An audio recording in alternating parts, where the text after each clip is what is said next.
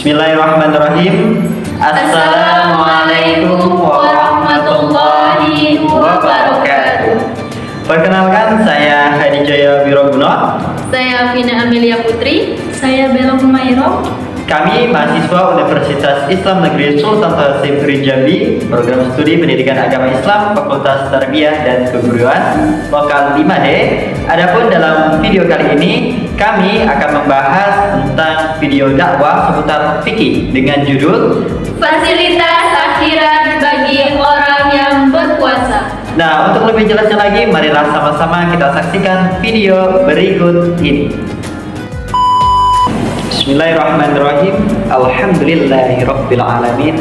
Wassalatu wassalamu ala asyrafil anbiya'i wal mursalin wa ala alihi wa sahbihi ajma'in. Amma ba'du. Yang kami hormati dosen pengampu mata kuliah pendidikan fikih di madrasah dan juga teman-teman sekalian yang telah menyaksikan video kami. Semoga kita semua mendapatkan rahmat dari Allah Azza wa Jalla. Salawat dan salam semoga senantiasa terlimpah curahkan kepada manusia paling mulia baik di dunia maupun di akhirat sana, ialah baginda Nabi besar Muhammad sallallahu alaihi wasallam. Semoga kita semua mendapatkan syafaat dari beliau di hari akhir nanti. Amin amin Allahumma amin.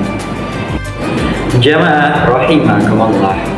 Sebentar lagi kita akan sampai pada bulan yang penuh dengan keberkahan, bulan yang penuh dengan kemuliaan, yakni bulan Ramadan.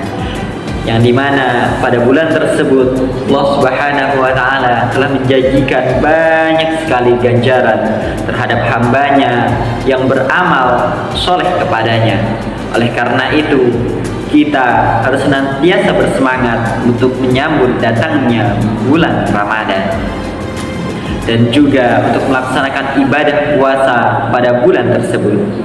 Namun kadangkala semangat pada bulan Ramadan hanya terjadi pada awal bulan tersebut. Semangat yang ada sudah mulai menurun.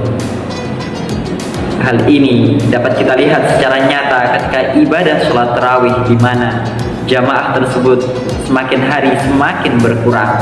Untuk menjaga kualitas dan kuantitas amal kita dalam bulan Ramadan ini, marilah kita kembali mengingat janji Allah Subhanahu wa Ta'ala yang dijanjikan kepada kita, khususnya yang berkaitan dengan ibadah puasa yang kita jalani ini.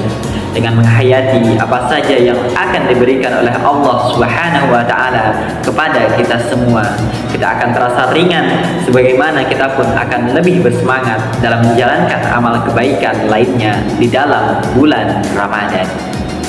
Mari kita lihat kembali bagaimana sesungguhnya fasilitas yang diberikan oleh Allah Subhanahu wa Ta'ala kepada mereka yang berpuasa dengan baik di bulan Ramadan. Pertama, yakni ampunan di sisi Allah Subhanahu wa Ta'ala.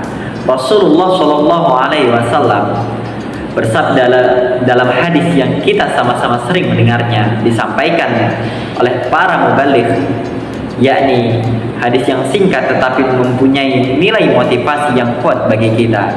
Barang siapa yang berpuasa Ramadan dengan keimanan yang penuh pengharapan, maka akan diampuni dosa-dosanya yang telah lalu. Hadis riwayat Imam Bukhari. Nah, siapa yang tidak bergembira mendapatkan ampunan dari setiap dosa?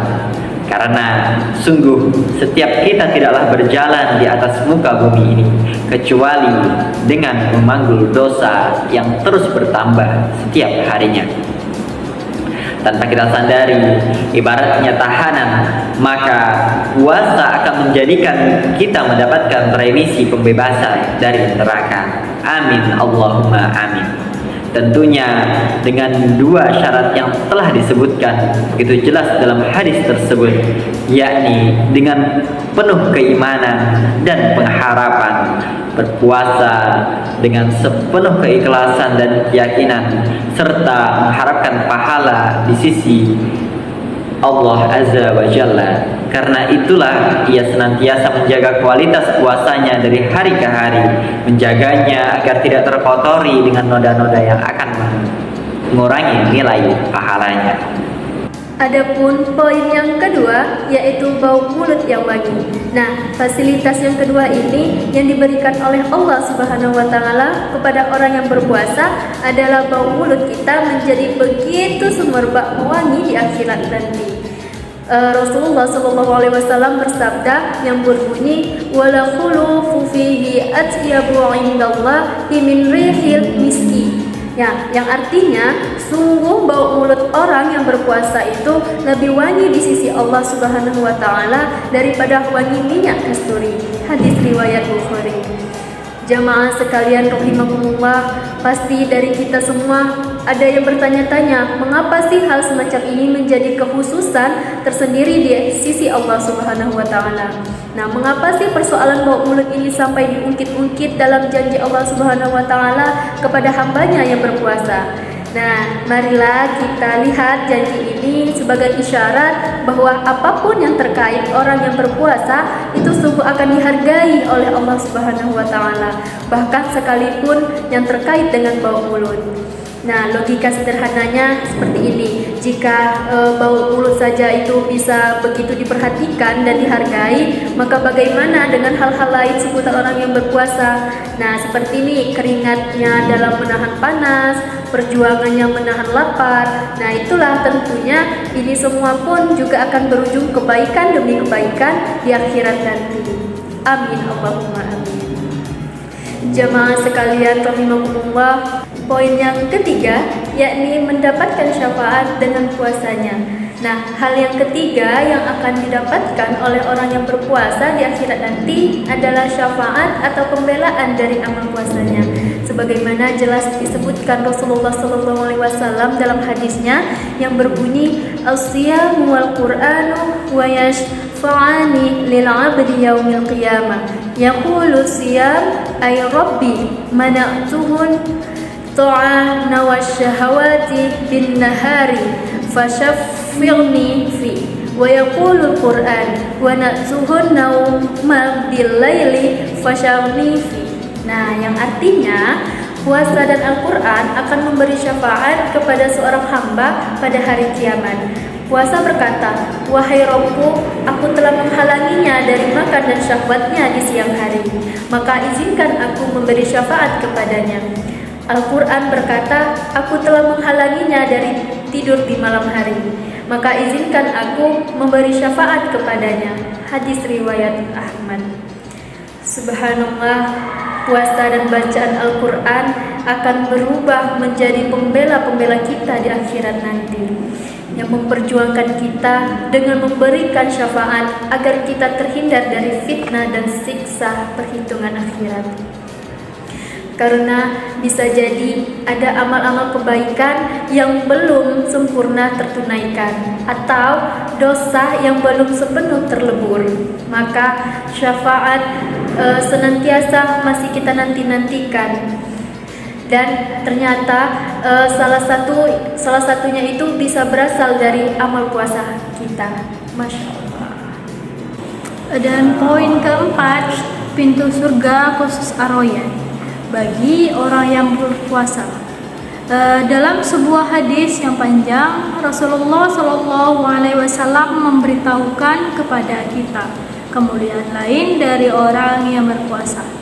Beliau menyebutkan dengan lisannya yang mulia, dan sesungguhnya di surga ada sebuah pintu yang bernama Ar-Rayyan. Pada hari kiamat, orang-orang yang berpuasa akan masuk surga melalui pintu tersebut, dan tidak ada seorang pun yang masuk melalui pintu tersebut kecuali mereka. Dan dikatakan kepada mereka, di mana orang-orang yang berpuasa, maka orang-orang yang berpuasa pun berdiri, dan tidak ada seorang pun yang masuk melalui pintu tersebut kecuali mereka. Dan jika mereka sudah masuk, pintu tersebut ditutup dan tidak ada lagi seorang pun yang masuk melalui pintu tersebut. Hadis riwayat Bukhari dan Muslim. Dan jelas sekali jemaah sekalian, bahwa ibadah puasa mempunyai kedudukan tersendiri yang begitu mulia, sehingga bagi mereka yang gemar berpuasa dan sukses dalam puasa Ramadannya menambahkan pintu khusus yang disebut dengan pintu Ar-Rayyan. Tentunya kita semua berharap bisa memasuki pintu surga dan bisa jadi insya Allah melalui pintu Ar-Rayyan yang dijanjikan kepada kita. Amin, Allahumma amin. Dan poin kelima, kegembiraan bertemu Allah Subhanahu wa taala. Dengan hadis lis-shaimi farhatani, farhatun inda fitri wa farhatun inda liqa'i rabbi.